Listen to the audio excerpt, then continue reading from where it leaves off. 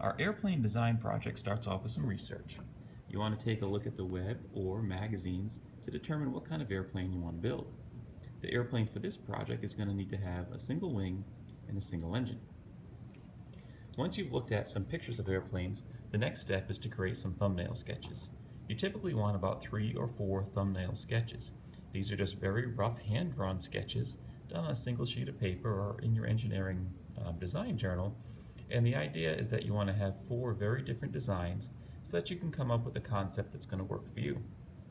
Once you've determined the type of plane that you want to build and you're happy with your design, then you create a full-size template. This template was created on a large sheet of paper that's big enough for this foam block that the airplane is going to get cut out of to fit on. So the foam block was traced onto the piece of paper. That's the outline that you see here. And then the airplane was drawn within inside that block.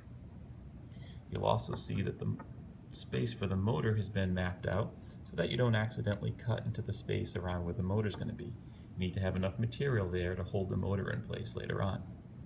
Here's an example of what a finished airplane might look like. This one's been labeled so that you can see the fuselage, the wings, and the control surfaces on the back. But we can zoom in and we can see where the engine's going to sit, and that you need to have enough foam around it to hold the engine in place. It has a single set of wings. This happens to have a low wing. On the design that I'm creating here, this one's going to have a high wing. In the next video, we'll take a look at how to take your stencil and transfer it to the foam block so that you can cut out your design.